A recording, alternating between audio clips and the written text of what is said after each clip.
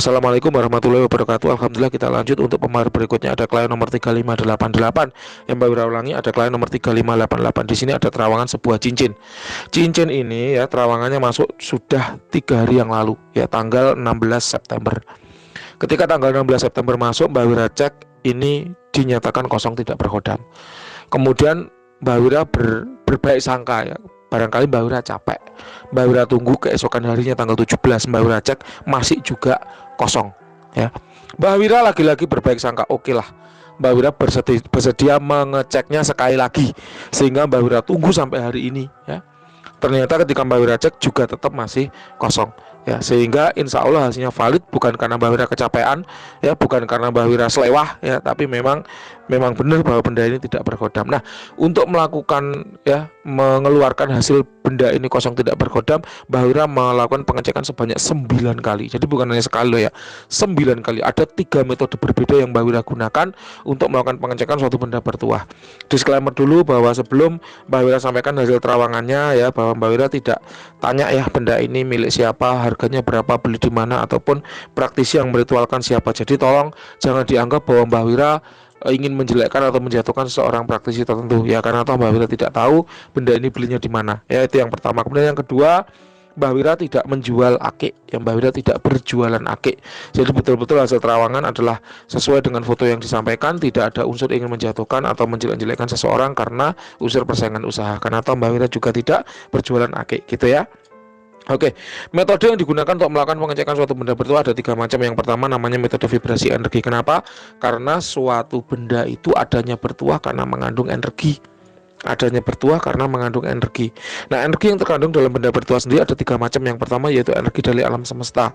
Jadi alam yang membuatnya terisi energi, alam yang membuatnya bertuah. Biasanya kalau benda-benda berisi energi alam seperti ini, ya, manusia seringkali menyebutnya dengan mustika. Baik itu mustika lipan, mustika kul buntet, mustika merah delima, mustika kelapa, mustika kacang dan sebagainya, ya, mustika. Benda pada milik klien nomor 3588 ini Mbak Wira cek tidak mengandung energi alam, ya. Jadi alam yang membuatnya terisi energi, dan ini tidak mengandung energi alam. Yang kedua yaitu energi manusia. Manusia siapa? Di sini yang dimaksud adalah manusia praktisi yang meritualkan. Jadi ada tata-tata tertentu, ilmu-ilmu khusus, mantra-mantra langka, mantra-mantra kuno yang digunakan untuk mengisi energi pada suatu benda bertuah, ya. Jadi dia akan merubah sifat dari benda tersebut dari yang sebelumnya tidak bertuah menjadi bertuah. Energi manusia, energi praktisi yang meritualkan. Biasanya kalau energi praktisi yang meritualkan seperti ini kita sebut dengan tulpa. Ya, tulpa yaitu suatu energi, ya, yang didesain, diniatkan, dibentuk khusus sehingga energi tersebut menghasilkan tuah bagi si pemegang benda tersebut, ya. Nah, ini juga tidak ada Mbak Wira cek. Kemudian yang ketiga yaitu ada energi makhluk yang namanya khodam. Khodam adalah jin pendamping, ya, jin yang sudah ditundukkan dan diikat dengan perjanjian khusus agar mau mendampingi manusia. Nah, pada benda, ya, dari klien nomor 3588 ini Mbak Wira cek, ya, tidak ada energi khodamnya. Jadi memang benar-benar kosong, ya, tidak ada energinya. Nah, kemudian Mbak Wira menggunakan metode berikutnya, ya, siapa tahu, ya, energinya memang halus, vibrasi energinya lembut sehingga sulit dideteksi. Maka Mbak Wira menggunakan metode lain untuk melakukan pengecekan. Namanya metode visualisasi, yaitu suatu metode yang digunakan untuk mencari tanda-tanda visual, tanda-tanda kehadiran khodam, tanda-tanda manifestasi, ya, pada suatu benda bertuah yang bisa dilihat dengan penglihatan atau visual atau penglihatan mata, ya. Sini Mbak Wira cek, Mbak Wira tidak mendapati khodam, tapi memang ada jin penghuni, ya, jin bukan khodam, ya. Khodam itu adalah jin yang sudah ditundukkan. Apabila belum ditundukkan, belum diikat dengan perjanjian, maka kita sebut dengan jin. Bagaimana Mbah cara membedakan jin dengan khodam? Terasa dari karakter energinya. Ketika karakter energinya itu ramah, ya, ada pencampuran energi manusia di situ, maka ini adalah khodam. Tapi kalau murni mutlak, ya, hanya terasa energi dari jin saja tanpa ada energi manusianya, berarti itu adalah jin liar, bukan khodam. Loh, gimana Mbah cara membedakan antara energi jin yang sudah bercampur dengan manusia dan tidak? Nah, itu bahasa rasa, ya. Kita nggak bisa mendefinisikannya, ya. Itu seperti Anda belajar naik sepeda, Ya, caranya naik sepeda gimana ya? Duduk di atas sadel, setangnya dipegang, kemudian pedalnya dipancal. Gimana caranya menjaga keseimbangan? Ya dirasakan sendiri. Kalau miring ke kiri, beratkan ke kanan. Kalau miring ke kanan, beratkan ke kiri. Loh, gimana caranya Mbah merasakan beratkan ke kiri, beratkan? Itu rasa. Itu rasa, firasat, kepekaan batin kita sendiri. Banyak hal-hal semacam itu di dunia, seperti merasakan makanan. Gimana kita tahu bahwa rasanya rendang ini pas, nggak keasinan atau nggak kurang asin? Ya dirasakan dengan lidah. Iya benar dirasakan dengan, tapi gimana kita tahu bahwa ini udah pas, ini udah enak, nggak keasinan. Menurut versi kita pas, menurut orang lain keasinan, atau menurut kita pas, menurut orang lain kurang asin. Nah itu insting ya, firasat yang didapat dari pengalaman. Semakin sering orang itu makan terawangan, dia akan semakin paham bahwa oh ini adalah jin saja, belum menjadi khodam. Ini sudah ditundukkan menjadi khodam, gitu itu akan terasa. Jadi Mbak Wira tidak bisa mendefinisikannya. Yang jelas Mbak Wira ini adalah jin, bukan khodam. Sosoknya adalah wanita ya, berambut panjang ya. Ini tidak memberikan tuah pada diri Anda, juga tidak memberikan dampak negatif kepada Anda. Dia hanya sekedar numpang karena benda ini kosong ya. Sebelumnya kosong, kemudian mungkin sering di offering, sering dibakarkan dupa, sering dikasih perawatan dan sebagainya, sehingga kemudian jin liar itu menempati kayak gitu ya. Jadi ini bukan khodam tapi jin menurut Mbak Wira. Oke, kemudian ada metode yang terakhir ya, namanya metode injeksi energi. Di situ ada suatu metode yang digunakan untuk memancing agar khodam ya, penghuni suatu benda bertuah itu mau keluar ya, mau merapat ke dimensi kita, mau mendekat ke dimensi kita. Memang ada khusus ya, doa-doa khusus, mantra-mantra khusus. Kalau ahli hikmah pasti paham. Ya Anda boleh tanya ke guru-guru besar jebolan SLS ya, Padepokan Sukma Lanang Sajati. Itu ada memang sebuah mantra khusus yang digunakan untuk mendekatkan dimensi antar makhluk ya. Jadi dari yang jin itu berada di dimensi energi, didekatkan kepada dimensi materi ya. Kami menyebutnya dengan mantra madola ya. Mantra madola itu hanya kiasan saja, tapi isi bunyi mantranya dirahasiakan ya. Mantra madola apa itu ya, tanyakan ke Habib siapa kemarin itu, Mbak Wira lupa ya. Itu yang memberi sebutan seperti itu ya. Jadi ada memang khusus doanya agar jin itu mau berpindah dimensi, agar mau mendekat ke dimensi kita. Nah ini udah Mbak Wira cek ya, Mbak Wira injek dengan energi beberapa kali, ternyata memang tidak ada feedback. Hal ini menjadi tanda bahwa yakin Mbak Wira, jelas insya Allah benar bahwa memang benda ini tidak berkhodam ya. Jadi Mbak Wira sudah melakukan pengecekan itu sebanyak 9 kali selama 3 hari ya, dan memang hasilnya ya positif, ini tidak berkhodam. Mbak Wira yakin ya. Baik, itu untuk benda. Mbah, dulu benda ini berkhodam loh Mbah, kok sekarang jadi hilang khodamnya? Ada beberapa hal yang menyebabkan satu benda itu kehilangan khodamnya. Yang pertama yaitu dialih rawatkan. Kenapa? Karena belum tentu jodoh. Ibarat ada pasangan suami istri lalu suaminya mati. Begitu suaminya mati, istrinya lalu dialih rawatkan, kan belum tentu mau. Ya, bendanya memang benar berpindah, tapi secara khodam belum tentu dia mau. Ini contohnya udah banyak ya, seringkali Mbak Wira bahas di banyak video, silakan bisa didengarkan ya. Termasuk beli dari reseller itu juga rawan menyebabkan khodam itu tidak jodoh ya. Itu yang pertama. Yang kedua, pantangannya dilanggar atau perawatannya tidak dilakukan ya. Misalnya ada pantangan tidak boleh dibawa ke WC, lah lupa dibawa ke WC ya, sehingga perjanjian antara praktisi dengan si khodam dianggap gugur, atau perawatannya tidak dipenuhi, misalnya tiap malam Jumat harus dibakarkan dupa misalnya, itu lupa nggak dipenuhi ya, akhirnya dianggap perjanjian itu batal dan khodam akan kembali ke alamnya ya. Atau yang ketiga yaitu ini tadi sudah 3 ya. Yang pertama apa tadi? Dialih rawatkan ya, atau beli dari reseller. Yang kedua pantangannya dilanggar. Yang ketiga perawatannya tidak dipenuhi. Lalu yang keempat mati dalam bertugas ya. Bisa toh khodam itu mati dalam bertugas ya? Bisa saja ya. Mbak Wira kasih contoh satu aja, dan ini berlaku untuk semua hal yang lainnya. Contohnya Anda masih muda ya, misalnya Anda adalah seorang pekerja. Nah, Anda seorang pekerja, ada satu posisi manajer yang kosong di situ. Ada 4 orang yang menginginkan posisi manajer itu, A, B, C, D misalnya. Lalu mereka semua menggunakan magic. A menggunakan magicnya, menyuruh khodamnya untuk mempengaruhi direktur agar memberikan posisi manajer itu kepada si A. B juga demikian, C juga demikian, D juga demikian. Nah tentu akan ada pertarungan khodam di situ antara A, B, C, dan D. Lalu yang menang yang C, yang menang khodamnya C. Apa akibatnya dari kemenangan khodam C ini? Khodam A, B, dan D mati ya. Lalu afirmasi A, B, dan D gagal. Yang jadi manajer adalah yang C. Lalu khodamnya mati sehingga benda bertuah milik A, B, dan D kosong semua. Ya, itu baru perebutan posisi manajer. Di pasar juga begitu untuk pengelarisan. Misalnya Anda jualan ayam, satu daerah tuh yang jualan ayam ada 10 orang, semua menggunakan pengelarisannya sendiri-sendiri. Tentu di situ kodam pengelarisan akan berebut ya mencari pelanggan. Mereka tidak jarang bertempur, bertarung satu dengan yang lain. Kalau ada satu yang laris, berarti sisanya kodamnya udah mati. Karena apa? Karena kalah dalam bersaing.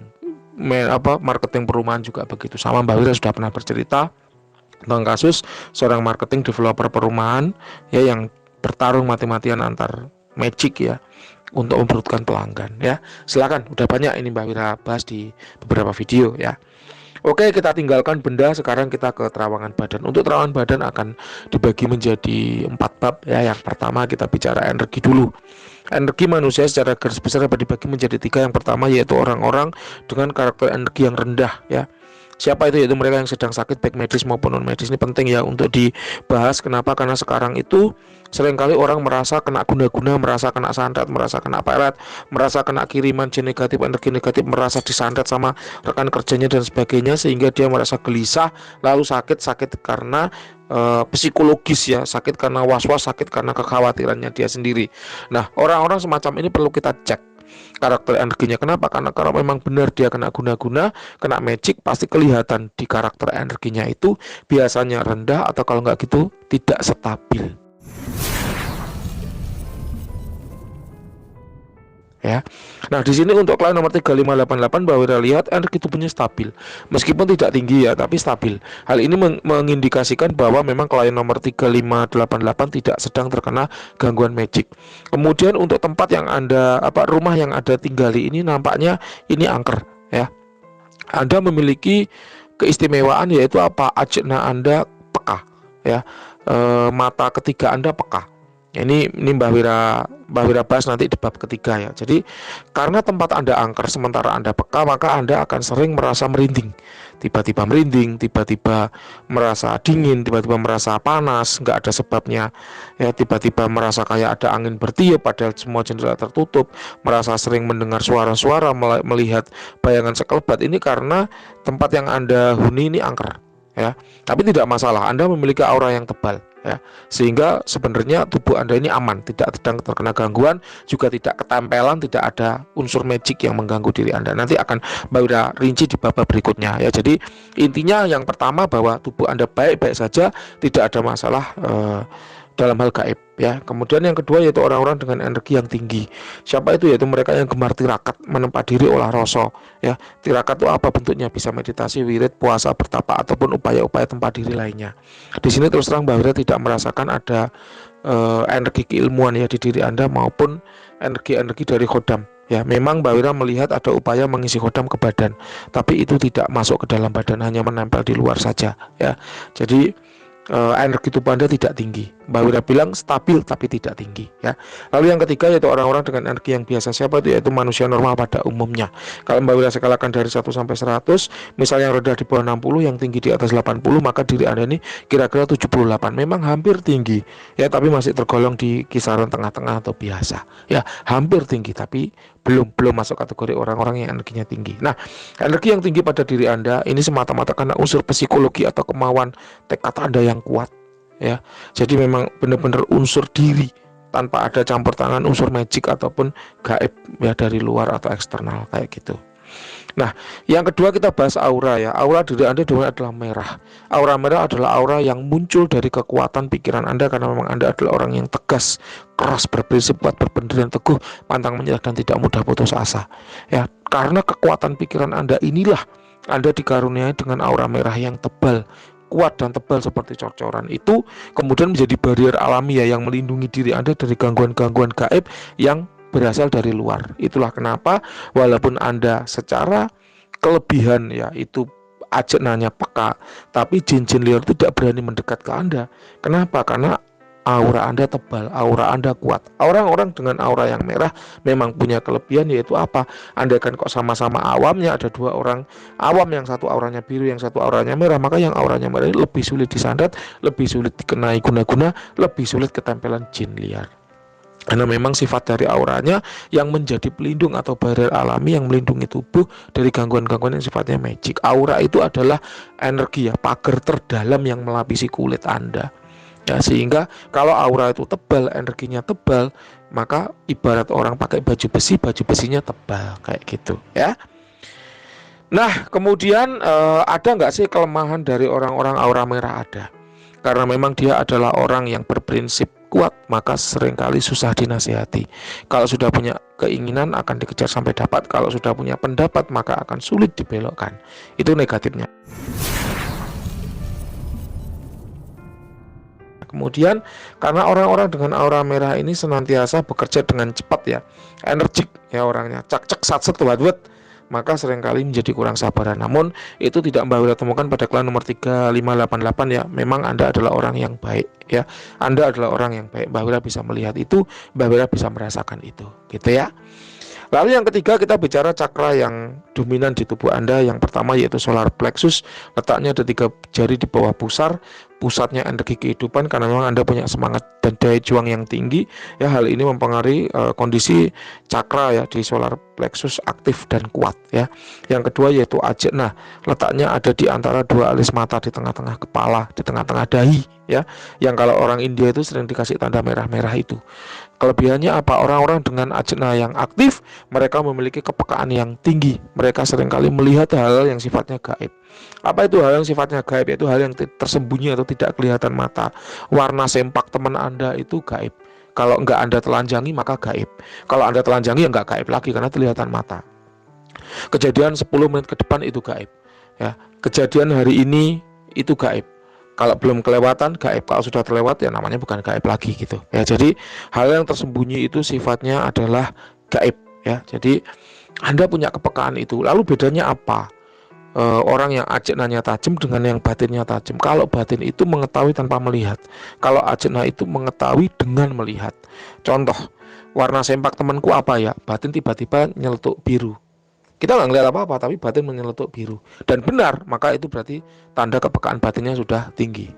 Warna sempak teman saya apa ya? Kemudian ada sekelebat bayangan warna biru. Biru. Nah melihat, nah berarti itu ajna. Itu bedanya.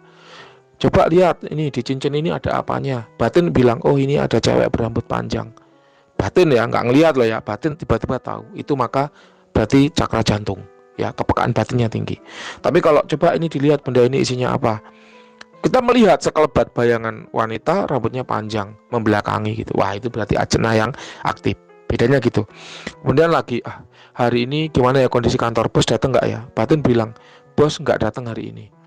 Nggak ngelihat apa-apa tapi yakin dalam hati bos nggak datang hari ini. Berarti itu batin ya, cakra jantungnya yang aktif. Tapi kalau ajna itu gini, kok aku melihat sekelebat bos lagi di bandara. Oh berarti nggak datang ke kantor hari ini. Nah itu berarti ajna. Ya bisa membedakan ya. Lalu lagi ketika kita jalan di sebuah ruas jalan gitu, kok batin bilang kok aku kok nggak enak banget ya lewat jalan ini. Nah coba aku tak belok kiri aja, tak lewat jalan lain ya. Nah itu berarti batin ya. Oh ternyata benar di jalan yang dilewati ada kecelakaan misalnya. Tapi kalau ajna gini, lewat ruas jalan kemudian sekelebat ada bayangan mobil bertumpuk-tumpuk, bertabrak-tabrakan, berdempet-dempetan, lalu banyak asap. Wah kok nggak enak ya, lewat sini tiba-tiba gelisah, kok habis melihat gambaran ada mobil tumpuk-tumpuk jadi gelisah, coba aku lewat jalan lain. Nah itu ajna gitu ya. Jadi bedanya itu kalau ajna itu melihat ya, sedangkan kalau batin itu tidak melihat tapi mengetahui ya. Sama kayak kentut itu tidak dilihat tapi kita tahu kalau ada orang kentut, ada yang kentut nih gitu kan, kita nggak ngelihat kentutnya tapi tahu. Nah itu berarti batin ya, berarti batin gitu ya. Jadi bisa membedakan ya. Ini adalah penjelasan singkat ya untuk mengetahui bedanya ajna dan batin, yang mana yang terbuka itu kayak gitu. Jadi cakra yang aktif adalah ajna, dan itu yang membuat Anda peka ya. Sesungguhnya Anda sering melihat kejadian-kejadian yang kemudian Anda tangkal ya, karena memang pikiran Anda kuat ya, kekuatan tekad Anda kuat, dan itu sebenarnya bagus ya. Tapi kalau kemudian digunakan untuk menyangkal kepekaan ajna, itu akhirnya ajna yang kasihan karena dia terus disangkal, akhirnya jadi tumpul gitu ya. Ini yang apa ya, kendala atau penyakit yang sering dialami oleh orang yang batinnya peka ataupun ajenannya peka itu sering ada penyangkalan ya, padahal terbukti benar loh ya, tapi sering ada penyangkalan. Itulah yang membuat terawangannya menjadi tumpul kayak gitu ya. Nah, kemudian kita lanjut yang terakhir yaitu khodam badan. Untuk khodam badan ada dua aturan. Yang pertama yaitu aturannya Mbak Wira hanya akan membaca khodam badan, bukan khodam yang di luar badan, bukan khodam yang ditempel ke badan, juga bukan khodam dari penghuni benda-benda azimat, mustika atau pusaka ya. Jadi hanya khusus yang di badan saja. Untuk klien nomor 3588 Mbak Wira memang melihat ada upaya memasukkan khodam ke badan atau pengisian khodam ke badan, tapi tidak masuk ya.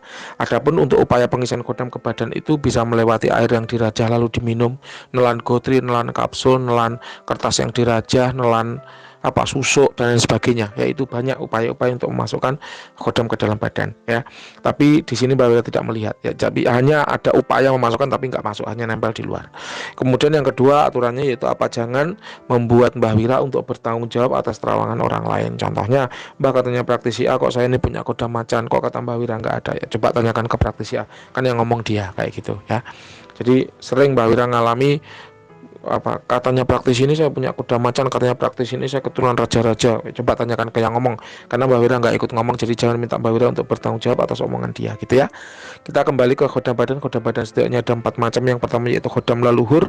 Siapa itu? Yaitu khodam yang dulunya mengikuti leluhur Anda, kemudian setelah leluhur tersebut meninggal, dia mengikuti anak cucunya, memiliki energi dan aura yang mirip dengan si leluhur tadi. Memang pada awalnya khodam leluhur ini mengikuti anak cucunya yang memiliki energi dan aura yang mirip ya, oleh karenanya khodam leluhur ini tidak butuh penyelarasan yang aneh-aneh karena dia sudah memilih yang mirip kayak gitu. Nah, untuk khodam leluhur Mbak Wira tidak melihat ada di diri Anda karena memang upaya tirakatnya juga kurang. Yang kedua yaitu khodam pengisian, yaitu khodam yang sengaja diisikan ke badan untuk tujuan tertentu. Mbak Wira melihat ada upaya-upaya pengisian, tadi tata caranya udah ya, beberapa jalan diantaranya udah Mbak Wira sebutkan, tapi memang tidak ada khodam di badan ya. Kemudian yang ketiga yaitu khodam keilmuan, yaitu khodam yang mengikuti seseorang yang mengamalkan keilmuan tertentu ya, ini juga tidak ada di diri Anda. Kemudian yang terakhir yaitu khodam yang suka atau cinta, ini juga tidak ada. Oke, demikian untuk hasil terawangan diri Anda. Ada 21 menit, silakan Mbak Wira tunggu tanggapannya, Mbak Wira tunggu klarifikasinya, Mbak Wira tunggu ceritanya, Mbak Wira tunggu komentarnya. Apapun nanti yang akan Anda ketik, Anda jadikan komentar, akan Mbak Wira screenshot untuk jadikan testimoni di YouTube-nya Mbak Wira, channel YouTube-nya Mbak Wira, supaya orang tahu bahwa Mbak Wira ngomong 22 menit ini bukan hanya omong kosong, melainkan sesuai dengan apa yang Anda alami sendiri. Terima kasih, selamat malam.